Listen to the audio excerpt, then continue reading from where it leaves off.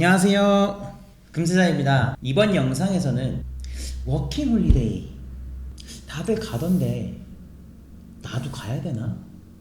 에 대해서 영상을 다뤄보려고 합니다. 요즘 20대들 사이에서 워킹 홀리데이나 어학연수에 대해서 관심도가 굉장히 높아지고 있어요. 오늘은 그 중에 워킹 홀리데이에 대해서 주제를 다뤄보려고 합니다. 참고로 저는 2010년도에 캐나다 워킹 홀리데이 비자를 가지고 캐나다로 처음 가게 됐습니다. 시간 차이가 조금 있다 보니까 예전하고 조금 차이점이 있다는 것을 참고 부탁드리겠습니다. 제가 다녀온 입장에서는 워킹 홀리데이 꼭 한 번쯤은 가보셔야 됩니다. 외국 생활을 하다 보면 외국 사람들의 생각 그리고 문화 차이 등을 많이 알고 경험을 할 수 있게 돼요. 저는 그런 계기를 토대로 삶에 대한 생각이 넓어졌었기 때문에 그 부분에 있어서는 정말 강추드리고 싶어요. 우선 제가 첫 번째로 갔었던 도시는 빅토리아였어요. 빅토리아는 밴쿠버 옆에 밴쿠버라는 도시가 있고 밴쿠버 아일랜드라는 곳이 있어요. 밴쿠버 아일랜드 안에 엄청 작은 소규모 도시예요. 그 도시는 인구수가 8만 명밖에 안 되는 정말 작은 도시거든요. 저는 처음에 빅토리아에서 공부를 좀 하다가 나중에 밴쿠버로 도시 이동을 하게 된 경험이 있는데 그 경험에 대해서는 다른 영상에서 제가 자세하게 다뤄드리도록 하겠습니다. 이번 영상은 워킹홀리데이 얘기니까 보통 어르신들이 그러시잖아요. 외국물 먹고는 다르다. 뭐 외국 가면 견문이 엄청 넓어진다. 이렇게 말씀을 많이 하시잖아요. 정말 한 번씩 다 들어보셨을 거예요. 근데 제가 워킹홀리데이에 갔을 당시에는 전혀 모르겠더라고요. 근데 그 당시에는 모르는 게 맞는 것 같아요. 제 느낀 거로는 갔다 와서 그 후에 느끼는 것들이 정말 많더라고요. 한국은 이렇구나. 외국은 이렇구나. 그 중에서도 외국은 어떤 게 좋았는지, 한국은 뭐가 좋은지, 뭐가 부족하고, 뭐 어떤 게 단점인지, 또 캐나다는 뭐 어떤 게 단점이고, 어떤 게 바뀌었으면 좋겠고, 이런 거는 한국이 더 낫다. 이런 생각이 많이 들면서 제 생각에는 이런 것들이 어르신들이 말씀하시는 외국 갔다 온 사람들은 견문이 좀 넓어지고 뭔가 많이 볼 줄 알고 이런 내용이지 않을까라는 생각을 하게 됐어요.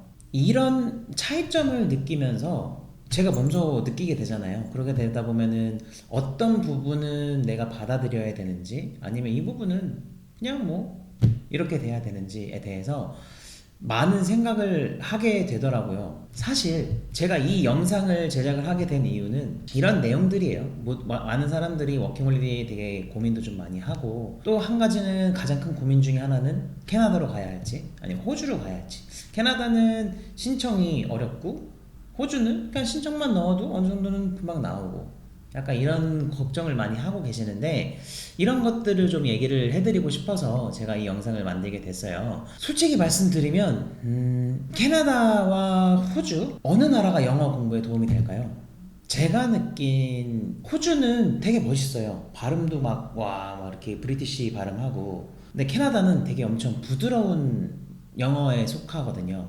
근데 캐나다가 건국이 된 지 이제 얼마 안 되다 보니까 저번 영상에서 말씀드렸듯이 한 150주년 조금 넘었어요. 그러다 보니까 다민족 국가예요.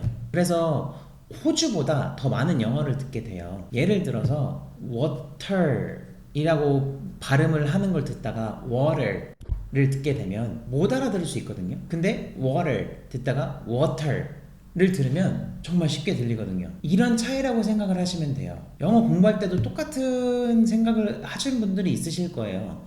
그렇다고 브리티시 발음이 완전 퍼펙트하게 들리지는 않겠지만 그래도 캐나다식 영어를 하게 되면 브리티시 발음, 약간 이렇게 굵직하고 강한 발음들은 쉽게 캐치를 할 수 있게 되더라고요. 그런 의미로 보게 되면 영어 공부에 있어서는 저는 확실히 캐나다가 더 낫지 않나 라는 생각을 했습니다.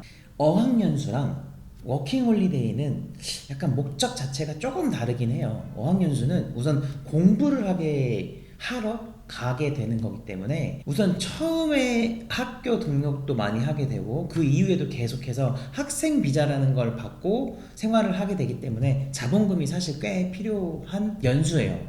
근데 워킹 홀리데이는 초기 자본 한 300만 원에서 400만 원 정도만 있다고 하면 한번 도전해 볼 만 하거든요. 가서 생활을 하고 그리고 집 구하고 어느 정도 내가 밥도 해 먹을 수 있고 이렇게 된다고 하면 사실 그 정도로 처음에 시작하는 건 무리가 완전 없진 않지만 그래도 어느 정도는 시작을 할 수 있을 것 같다는 생각이 들어요. 그래서 제 생각에는 20대라고 하면 한 번쯤은 꼭 도전을 해보는 게 나의 미래에 대해서도 그렇고 내가 한번 해외를 다녀온 그런 경험도 되게 도움이 많이 되고 하다 보니까 한 번쯤은 꼭 가보시는 걸 꼭 추천드립니다. 저는 풍부한 경험을 쌓는다 라는 생각을 가지고 워킹홀리데이를 가신다고 하면 저는 이 부분에 대해서는 무조건 강추드리고 싶어요.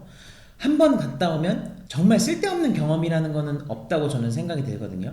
한 번 갔다 오면 절대 후회는 안 한다가 제가 내린 결론이었습니다. 지금까지 금요일에 금세자였습니다. 구독, 좋아요 부탁드립니다.